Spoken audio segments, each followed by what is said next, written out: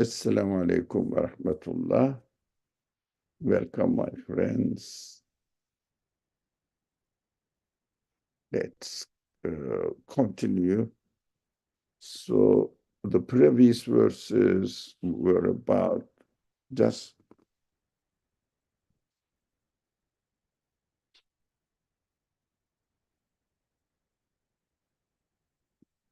drawing our attention to what Allah, God, has created single-handedly, created everything for our service and made it just suitable to our needs, prepared everything perfectly, so offered us as a gift.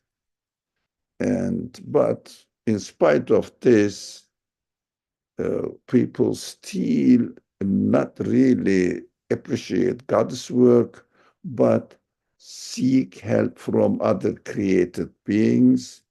And the verse 75 emphasized that uh, they cannot help them, whatever, for example, nature itself cannot help them, but they themselves try to defend their own uh, artificial or imaginary uh, sources of existences, whatever they think of, but imaginary, they cannot, within the universe, they cannot find anyone really, but they have to follow the creation, the way the things are created.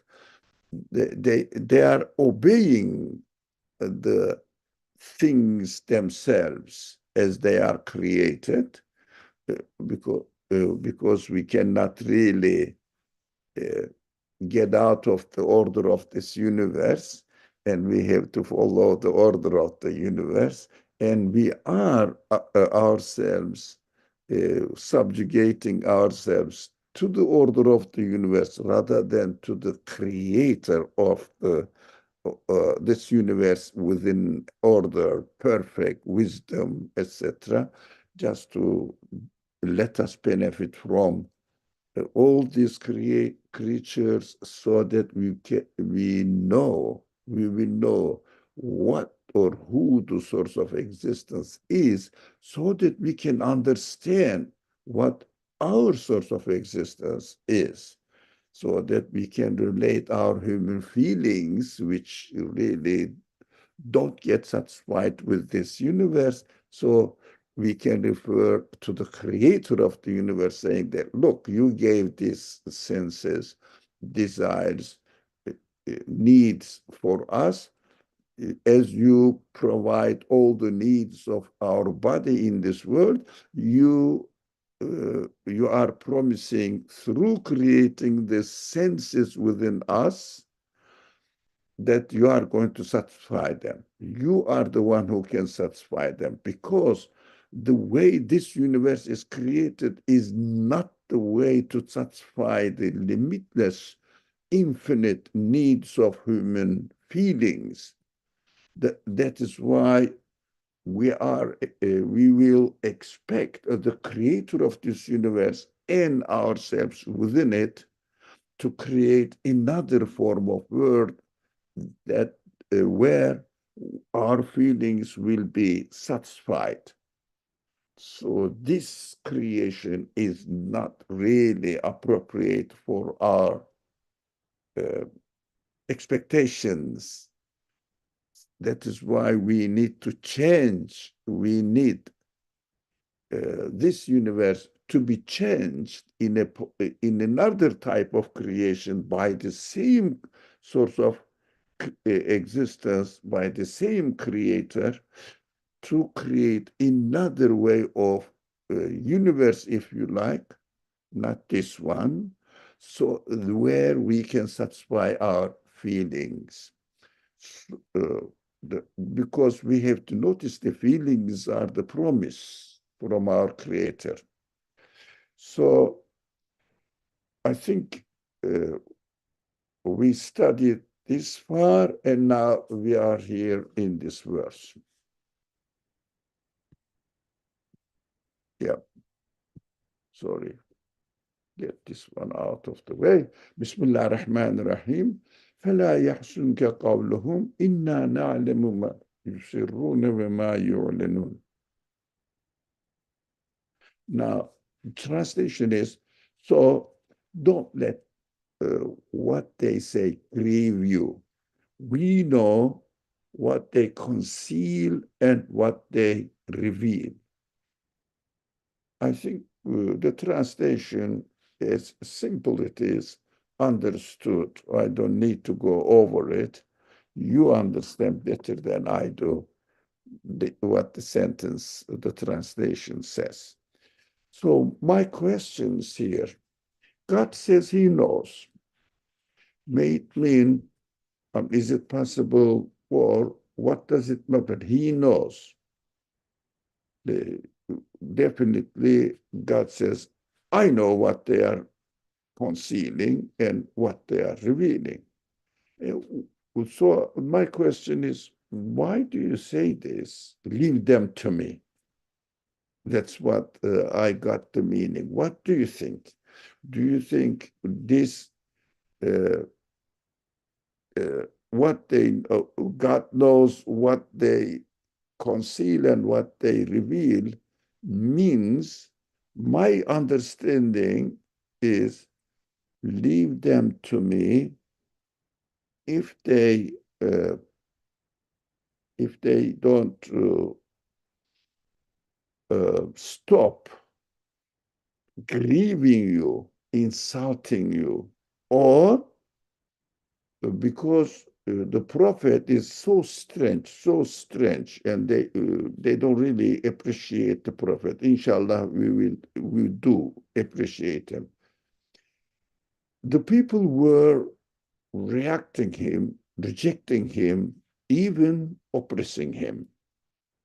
But he used to relentlessly insist to save them by giving the news entrusted on him, in him, from God. Why? He was trying to save them. So when they kept rejecting his delivering the message, he was grieved. There are other verses in the Quran explaining that, look, and speaking to the prophet, of course, these verses speak at the same time to us. Now I can share this side of the matter related to us after explaining the situation of the prophet. The verse says, you are going to kill yourself as if, so exhaust yourself so much that you are going to kill yourself. Why? Because those people who reject you, who demonstrate and really treat you with enmity, you still try so much to convey the message to them so that they will save their inner conflict within themselves. Because human beings want satisfaction, and there is no satisfaction for human feelings. There are some ways of easily satisfying our body, but not for our feelings. So don't in those verses as well, God says, leave them to me. Leave them to me. That's what I understood. Just perform your duty. That's what the Quran always reminds to the prophets. Look, your mission is to deliver it as much as you can, but not to the extent that you will really destroy yourself.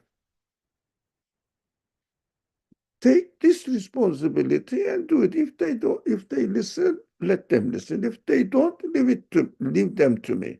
But the prophet couldn't accept it because he couldn't really stop himself from being really concerned with their future, so that if they deny, if they keep denying, they will deprive themselves of the mercy of their Creator. He is absolutely sure after they are resurrected. So he was sure, he was as if seeing it, that they are suffering in the next creation. He couldn't accept it. Now, practically speaking, if my interpretation is right, if my interpretation is right, then I will make more relevance of this verse to our practical life now. That is my second comment. That will be my second comment. But I would like to hear you.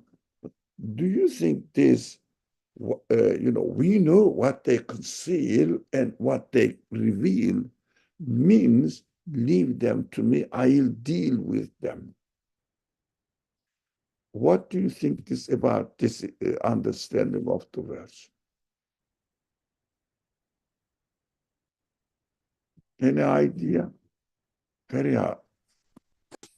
Assalamu alaikum. I think we maybe brought it a few weeks back in some other discussion, but this idea of if you understand something and if you see someone else is harming himself or herself by doing certain things, then obviously it hurts you as the individual who knows it. So I guess just to make it simple and clear, like a teacher and the students in the classroom, teacher would try their utmost best to make sure that their students are learning and progressing, but obviously sometimes the students just choose their own way of doing things, not really learning anything. And obviously as a teacher, you may feel frustrated about this because you know what the end goal is. Obviously you're going to end up failing the class or repeating it. Like why are you destroying yourself, in other words, throughout the semester or throughout the year? And it's hurtful as a teacher. But then again, let's apply this analogy to the messenger of God or anybody else, even for ourselves too. Like we just should be, I guess, mindful of where our responsibility lies. And even as a parent too, you can just do your best, helping your child saying something, but you cannot go kill yourself with something that it's the child is maybe you feel is gonna be hurtful later on. So what I mean is like la ilaha illallah, the words that, hey, I don't control anything, nothing belongs to me, even the results of what I'm expecting does not belong to me. So who am I? Like really I should question myself, like who are you? Who am I to even worry? Yes, I will worry, but like not to the point of like really getting myself crazy over something. So leave them to me is really like I don't even control people's free will. I think that's also something to play. So it just keeps me in check with just, hey, don't cross limit with where with where your responsibility lie. And it's not an easy task, let me tell you that, because as human beings it's easy to go towards either extremes. Like either don't say anything or just say too much that it hinders. And I remember you once pointing out that just be there as a support and keep throwing those grains, words of encouragement, wisdom, but that's as much as you can get. And so again, I'm not God. I'm not the one who's creating the results here. So I think even the prophet, peace and blessings be upon him, was reminded also in cases like, hey, I know it's a human thing, it's a human feeling. We get that, oh my God, these people are not getting it, but at the end of the day, that's my affair. Like what, how people are using their free will. The consequences of it is with me. Your job is just keep reminding, but don't get furious on your end. No. Thank you. Thank you very much. Great example.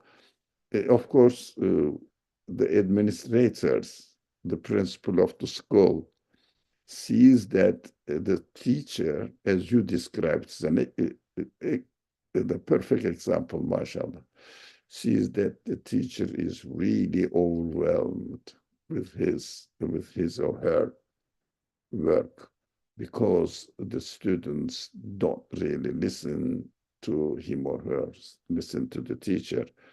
Administration says, look, you are going to destroy yourself and leave them to us, and we will deal with them. We won't give them, as you said, either they will fail or they will have to repeat the class again. Of course, it will cost them another year.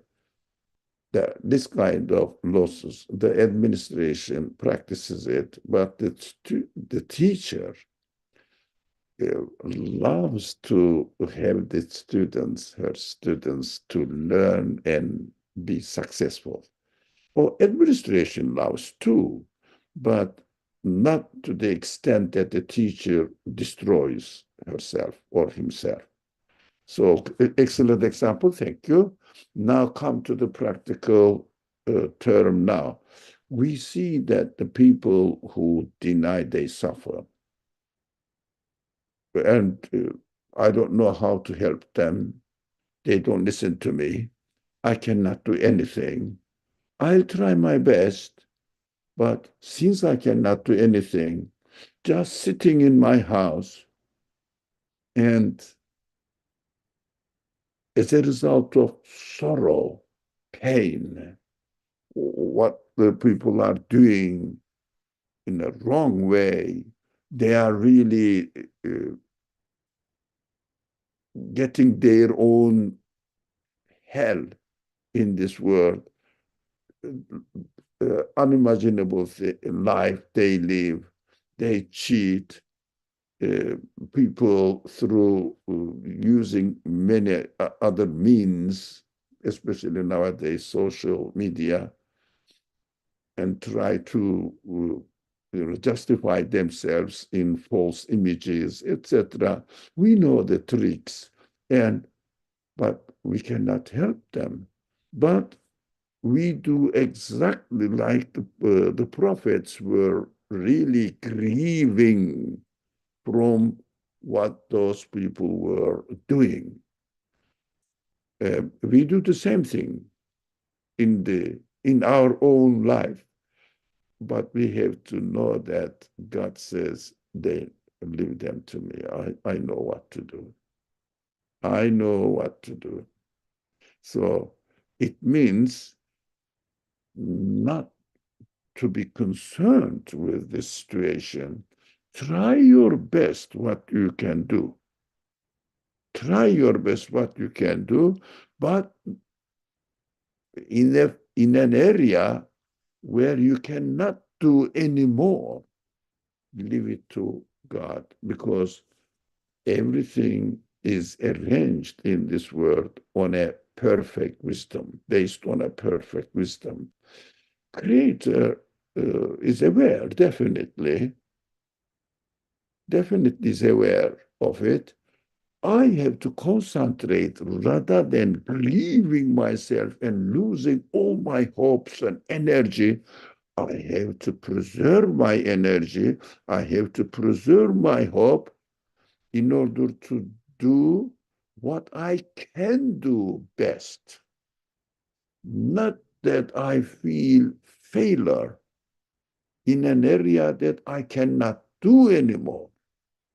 For example, for the moment, I cannot go to the street and stop people and tell them, look, man, look, my friend, you are leaving the opportunity of a life which will give you the best satisfaction. But what you do, you just spend all your life just to have bodily satisfaction and try to pile up as much as you can. Is life worth for it? Spare some time for any means that you can obtain for in order to satisfy your spiritual needs. They don't listen. So what I can do, I'll try my best. All of us here will try my best, our best, to help people and leave the rest to God. He can manage. He knows what he is doing. He is arranging everything with perfect wisdom. But the problem is we may not grasp the infinite wisdom of the Creator. We have to calm down and concentrate on what we can do, inshallah. That is what first question, I think, brings us here. Let me see. Feriharot. Sometimes people would do that.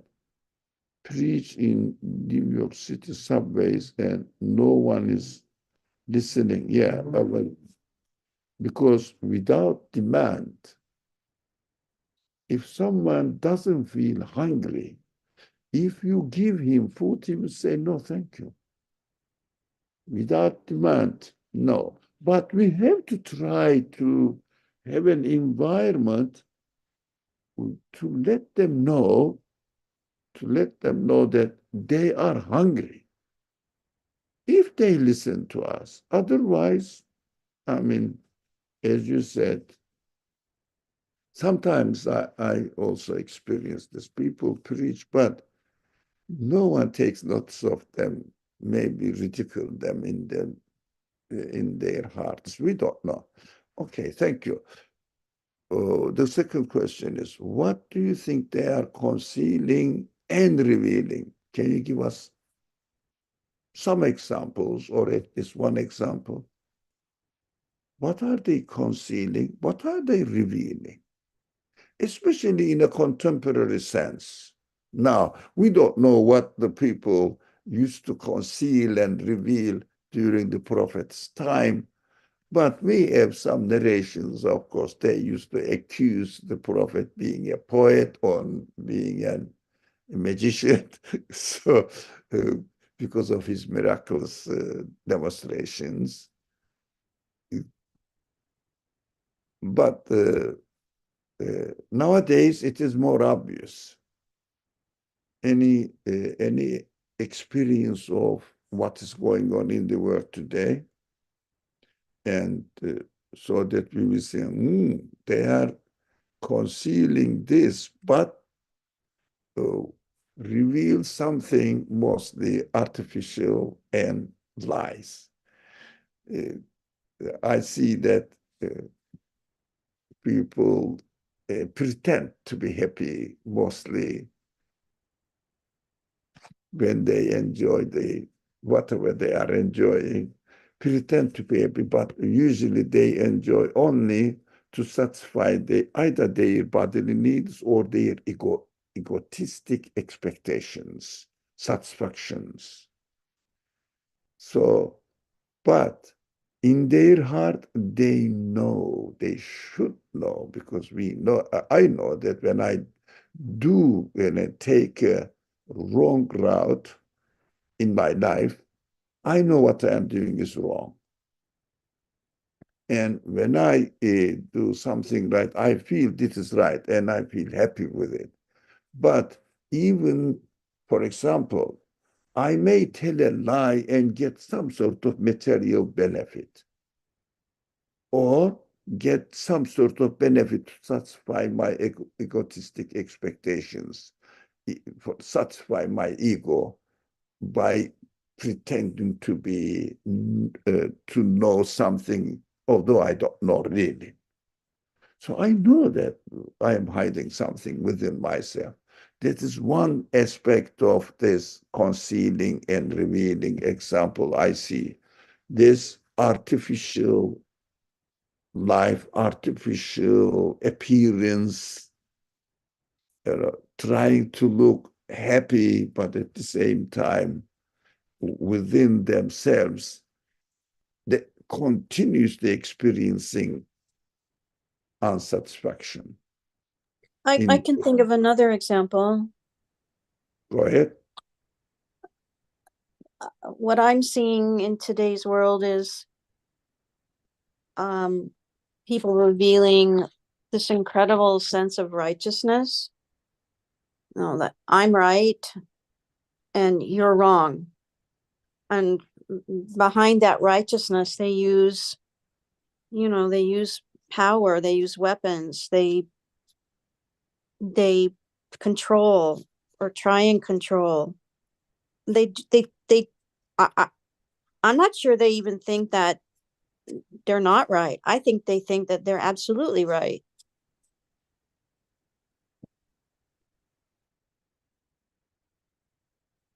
I don't know. Does that make any? I'm referring to current times and the polarization of our society. Both sides. There's a lot of righteousness, and it's becoming more and more. It's right. The level of violence is really almost seems unstoppable. Yeah. Now, unfortunately, because human caprices cannot accept any limitations, caprice is endless. Because human expectations are endless. If we don't refer our expectations to our Creator, we will be driven by our caprices. It is also endless. But of course, our caprices in this world cannot be satisfied at all. So it goes against human feelings, and definitely these people will see the contradiction, experience the contradiction within themselves. It is inevitable. They must be, although they have this masquerade on their face, they just hide it, try not to show it, but we know from our own experience that when we pretend to be rather than what we are exactly, we know that it is a pretension. It is impossible not to feel it. That is one side of the matter. Another side of the matter nowadays, for example, something happens and we know that it is wrong, but the authority oppresses it. But the authority may be really administration, for example, dictators.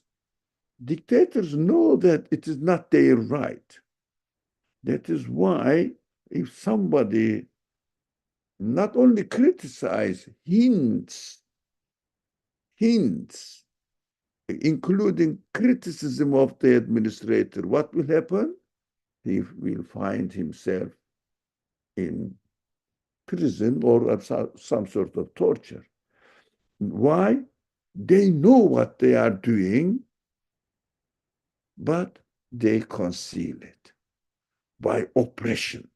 But sometimes it is administration, it means the politicians, sometimes money owners use their financial power to use means to suppress people's feelings, people's understanding. The most interesting matter, I am wondering, not publicly known, that the problem of this world, very often occurs, repeats itself. War in a place, in another place, in another place. Unfortunately, they destroyed Iraq, they destroyed Syria, they destroyed Palestine. All Muslim, where these are the places where Muslims live. Of course, they tried to do that in Vietnam as well, but they were not very much successful about it. So anyways, what we see here, something deliberately planned, something is going on in the Muslim lands. Afghanistan, they destroyed totally. At the end, they left it in a mess so that they have a ridiculous appearance now in Afghanistan.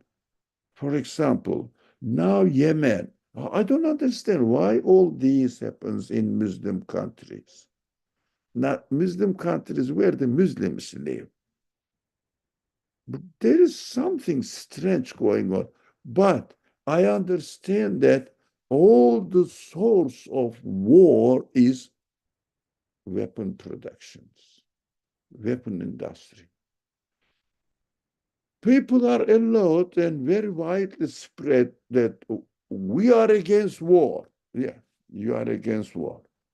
But no one is really realizing that who is producing the weapons which is used in war? If there was no weapon, there would be no war. What's going on? Who is encouraging weapon industry and commerce or business?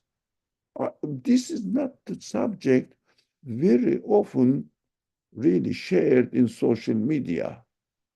This is something strange going on. But I know they are concealing that this is a matter of financial benefit, all the wars, and also political superiority, claiming the political superiority, expressing the Muslims so that they will never revive, they will never get some sort of freedom so that they will really realize what their religion is all about.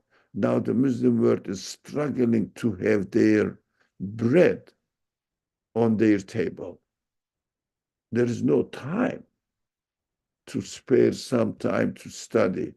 Something. That is why Muslim world, the Muslims of this world, are suffering from really not knowing what their religion is.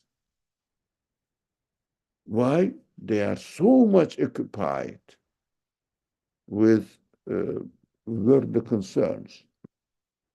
They don't feel financially secure. That is something strange is going on. In other field, I feel about this concealing and revealing, this very, very, very obvious, another very obvious, in science area. There are some people, I don't know who knows them. I don't know, no one says, I know them. No, there are some group of people, however they organize, however they get support. I don't know from where they are financed and supported.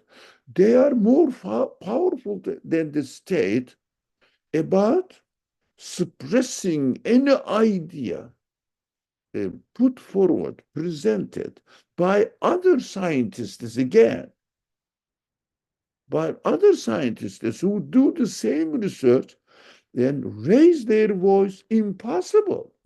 I don't understand how they are successful. Who is giving them the power? Why they are doing this? Because they reveal something. This is a scientific explanation of existence. What they conceal, like exactly dictators do. Dictators do. Dictators conceal their fear that they have no right to do that. to be in this position. But what they reveal, we are just serving you. Exactly the science area also the same. They know what they are defending is baseless. They know it is going to be easily destroyed, this idea, if only they let the opposite idea speak freely. They know that. That is why they are concealing their failure by really taking the power to suppress others. And then they reveal, say that, no, this is what the scientists, all scientists agree about on evolution. No one can really present anything against it. But you don't let them speak. You don't let them publish. That is strange. I think this is the most important subject of our age. We have to wake up. We have to wake up. I mean, inshallah, you are aware of it, but people need to wake up about two main subjects for my understanding. One is this terrorism or dictatorship in science studies.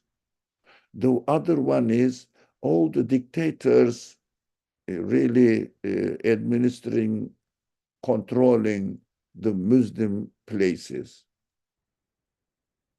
and weapon industry used, consumed on Muslim people of the world nowadays. Late 20th century and first almost quarter of the 21st century. That is how the situation looks like as far as this very interesting verse, Inna na'lamu ma yusirruna wa ma yu'linun, teaches us.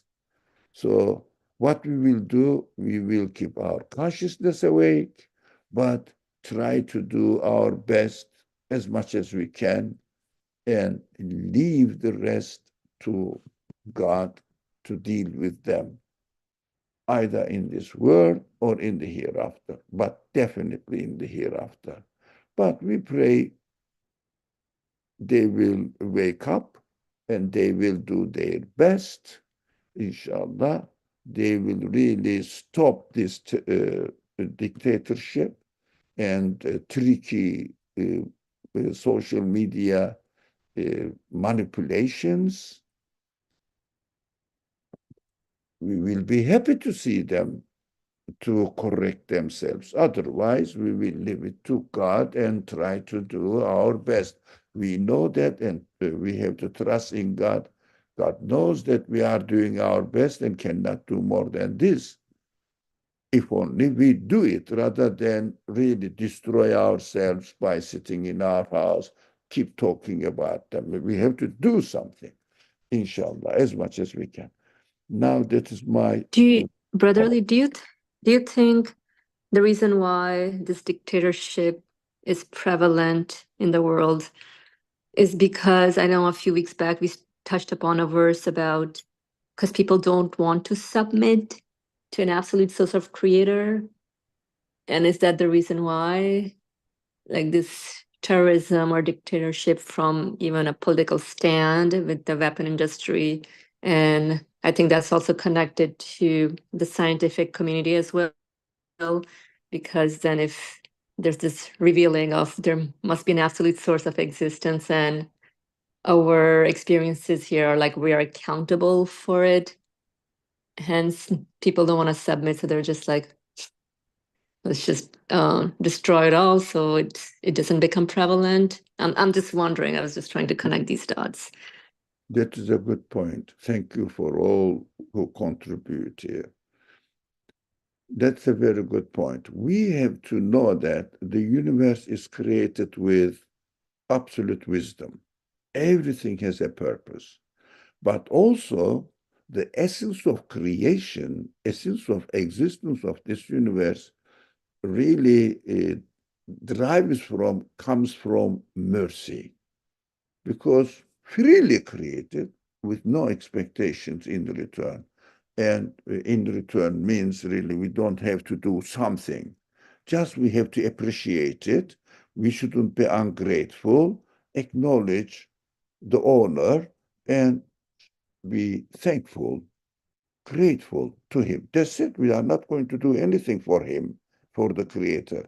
So in my understanding, I cannot separate wisdom from mercy or compassion, however you translate this, Rahman, Rahim.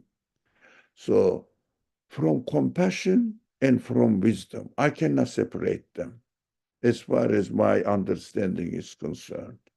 So definitely, if there is a creation realized by Allah, by the creator of the universe, as the word, as it is, human feelings, human actions, I'm sorry, not feelings, human actions are also well known by the creator, and accordingly, the order of the universe is arranged by the creator according to human choices as far as human actions are concerned.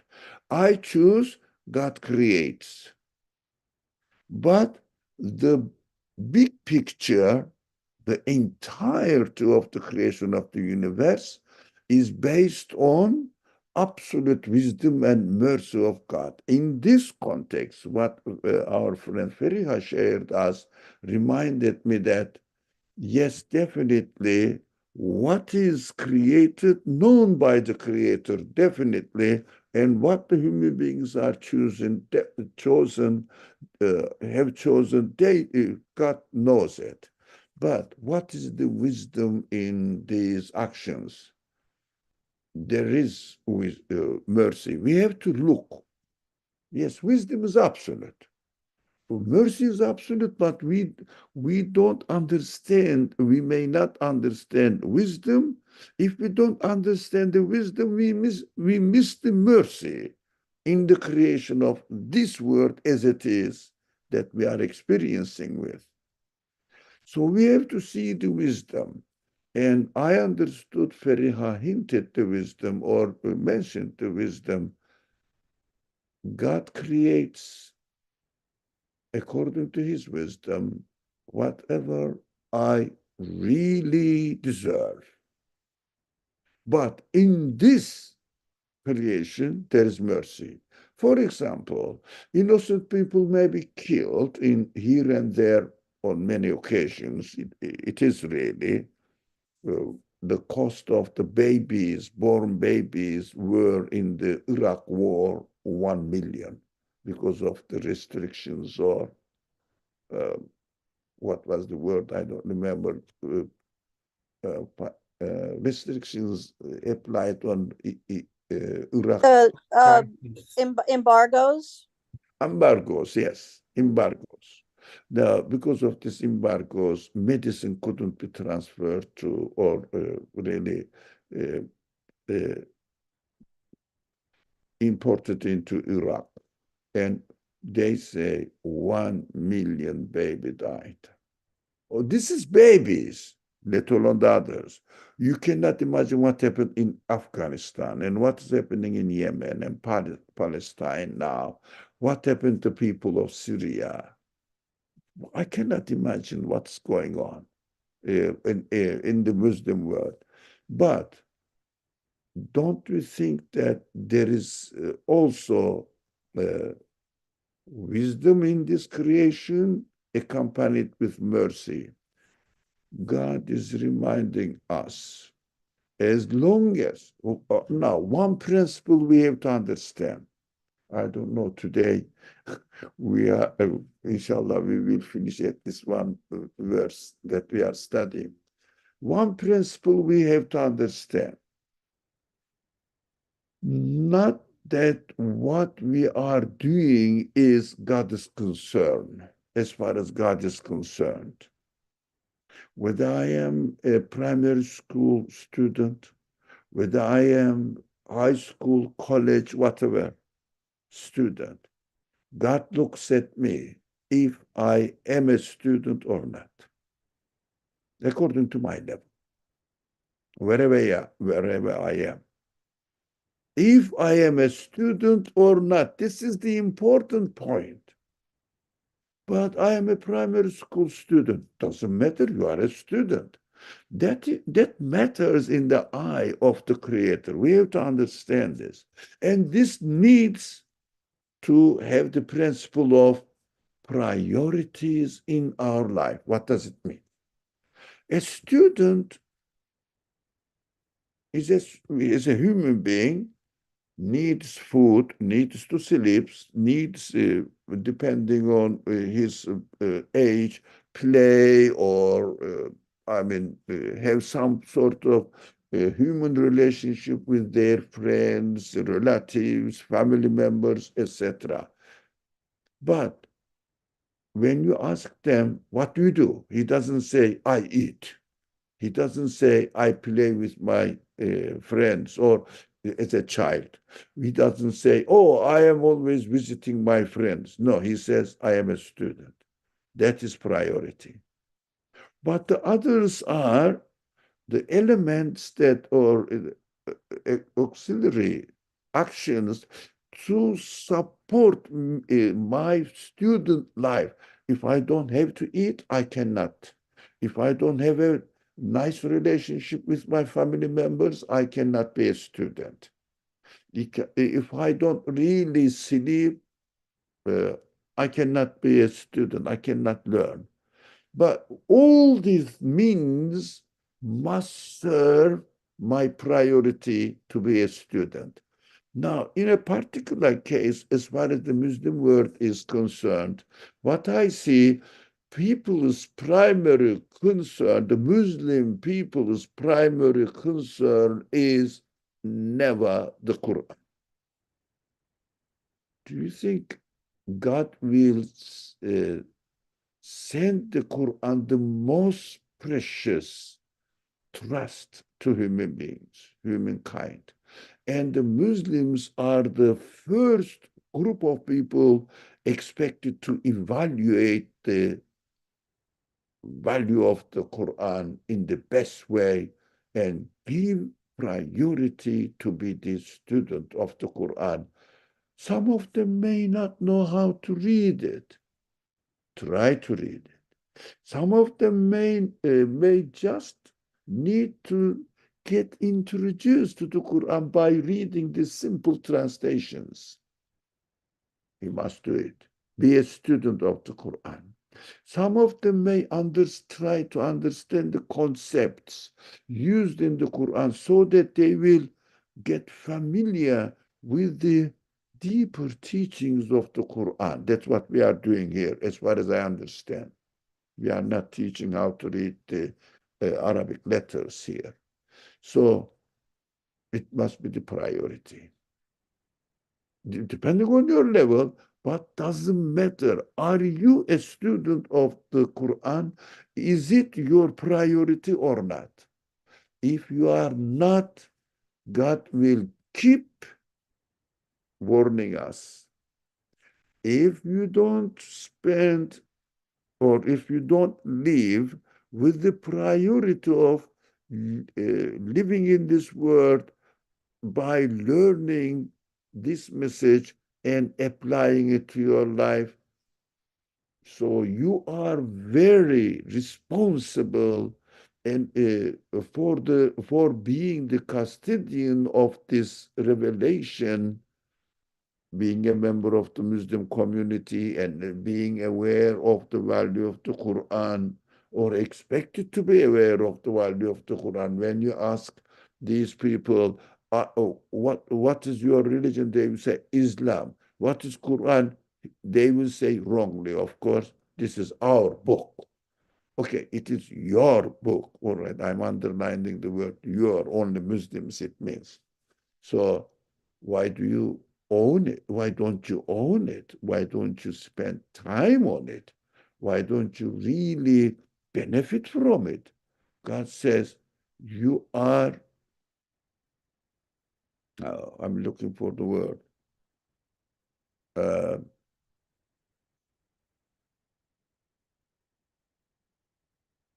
You are, I mean, treating the Quran as if no value and giving the priority to your worldly life, bodily satisfactions, guaranteeing your financial future.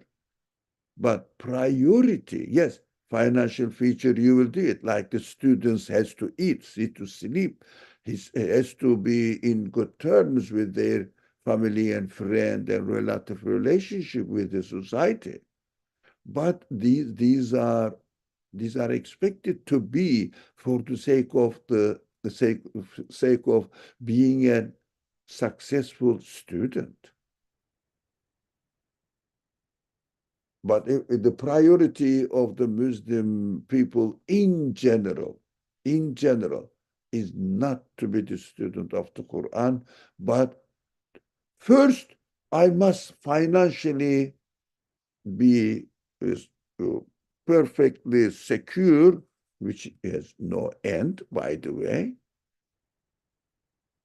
And you have your house, I need car. You have your car, but I need a running income.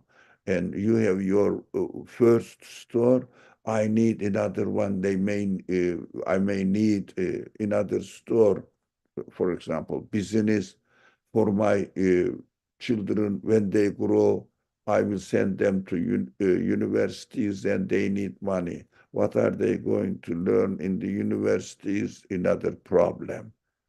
Have you prepared them to be on the secure side against this bombardment of secularist ideologies in the schools that you are paying thousands of dollars and your life?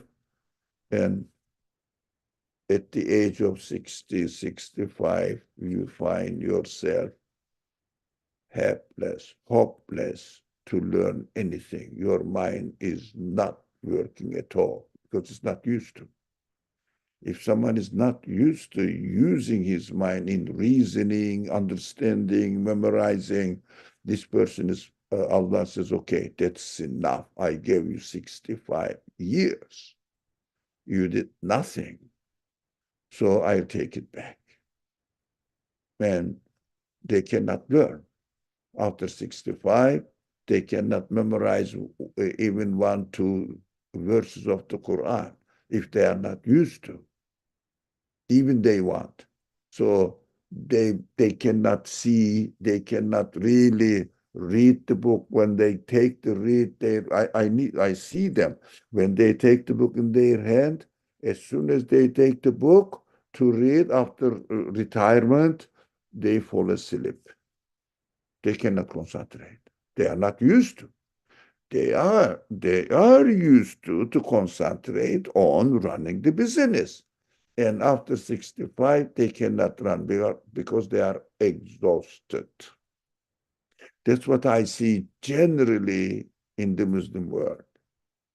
And unfortunately, Allah never stops warning them. If you do this, I will not let you entertain your worldly life either. So that you will remember something is missing, something is going on wrong. You will realize this.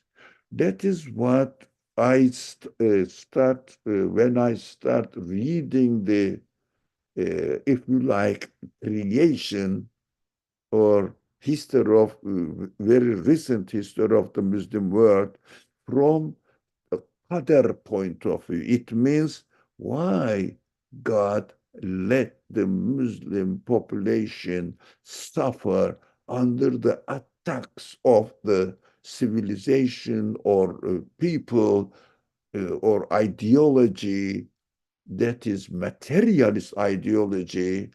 By the materialist ideologies, they are suffering from because they give material benefits priority in their life. That is my reading the flip side of the creation. Now, whoever they are suffering, whoever they are, now in the media, certain event is well known, everybody knows it, except me, a little bit. So I know what's going on in general, no details at all. Why? I don't need to know. Because I was wondering, I was trying to have access to these kind of people. Come and let's study the Quran. The response is obvious, you know. And those people who know what I'm doing in New York. The response is, I don't have time. And I'm very busy. With what? What is your priority? All right. Now, can you not spend 1 or 2 hours a week, my friend? A week, 2 hours. No, can't. Why? Not the priority. If it is not the priority, Allah doesn't give them opportunity. Unfortunately, that's reality. So when they are suffering from getting immersed in materialist world, materialistic concerns, they didn't pay attention to Islam. When they are suffered by the hands of materialist ideology, now they beg, oh, these materialists are hurting us. I would say, good morning. You were immersed in materialist purposes. Now did you wake up?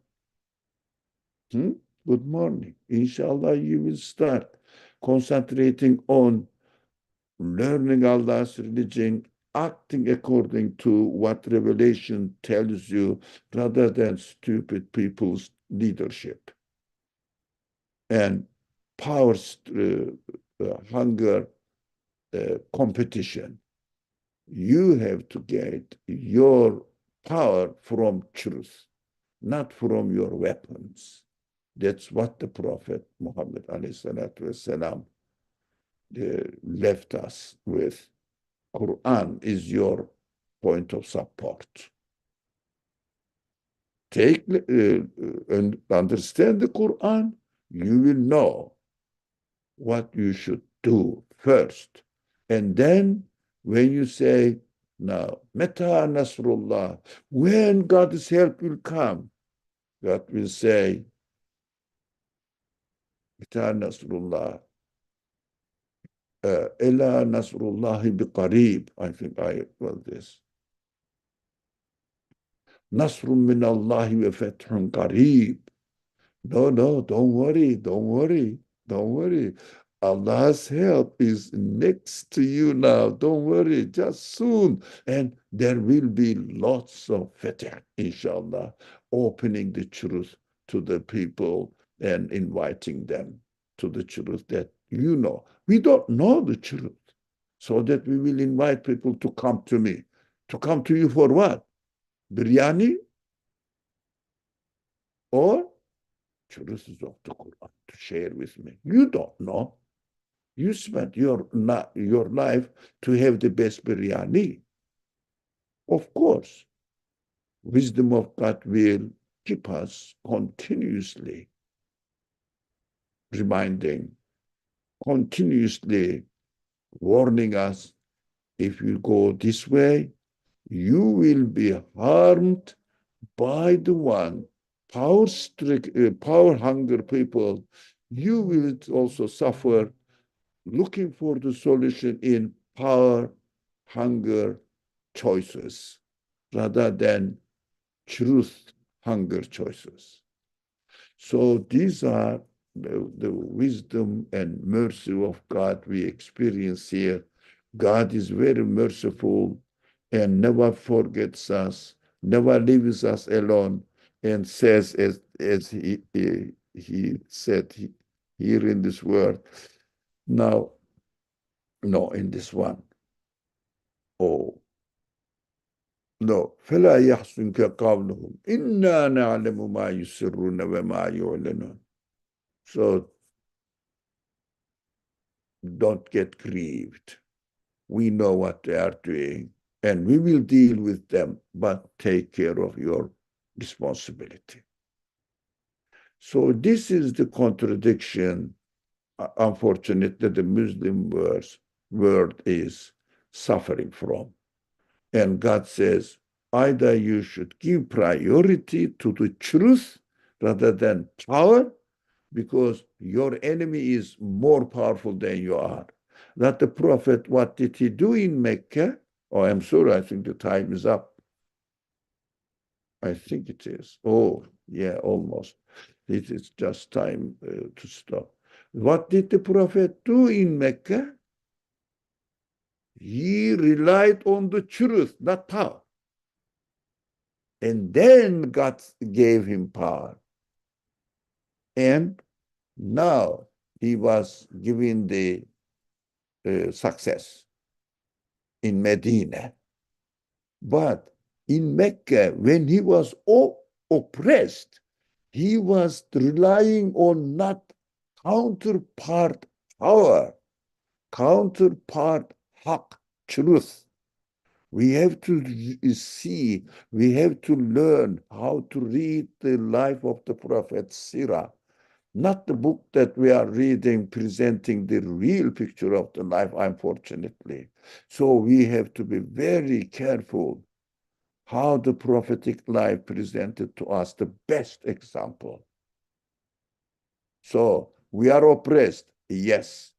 Concentrate on studying the Quran. What was the Prophet Muhammad alayhi salatu wasalam doing in Mecca? What was he doing? He was oppressed. People were tortured. Even some of them were killed. What was he doing? Getting together with the people who want to learn the truth in Darul Arqam and studying the Quran. Look at the response. How wise it is. How we have to learn the perfect way of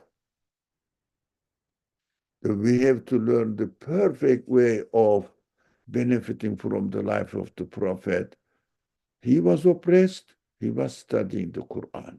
The result is he was successful. He was successful. He was promised in the Quran on many occasions that you will be given fatih, success. You will be the superior. You know, if you are believers, you will be the superior position. You will be in the superior position.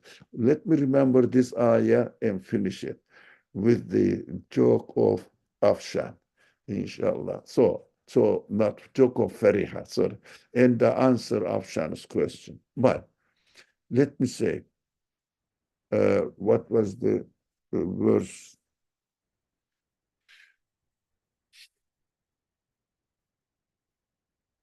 Yeah, if you are believers, you will be successful.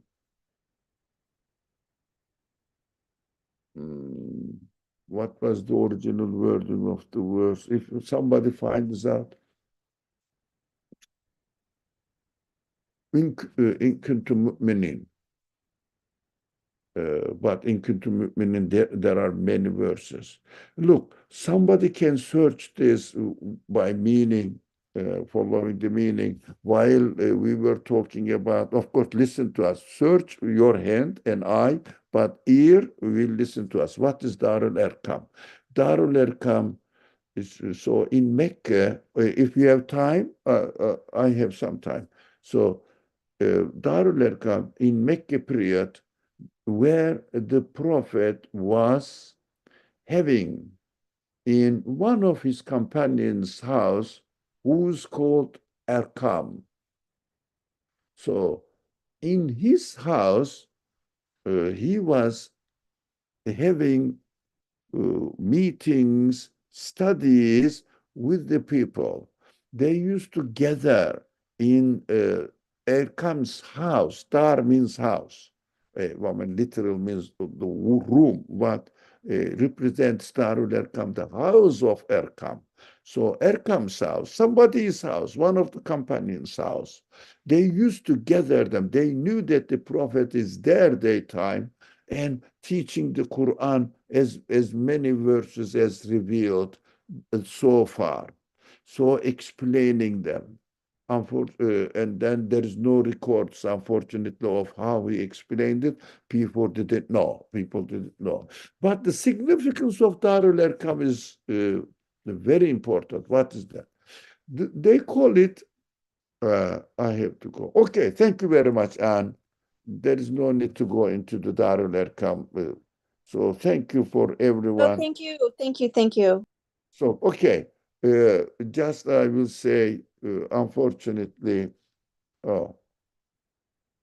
we don't have time. So somebody found a verse. Let me share it. So don't falter or grieve, for you will have the upper hand if you are true believers. Yet, وَأَنْتُمْ أَعْلَوْنَ إِن كُنْتُمْ مُؤْمِنِينَ. Yes, that is it. Oh, the section number is 139 is the verse number, and the section number is, yes, Ali Imran 3. So you can check and study this. So ولا تهنوا ولا تحزنوا وأنتم أعلون إن كنتم مؤمنين. Beautiful word.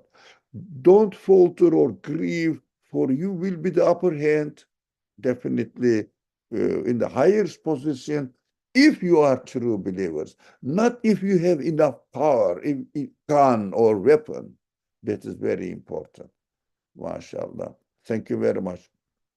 Very, very important subject. Wassalamu alaikum wa rahmatullah.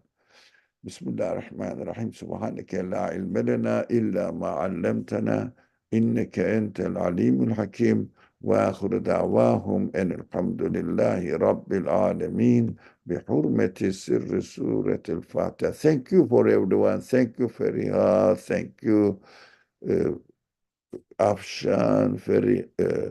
And Anne has left. Thank you. Wassalamu alaikum.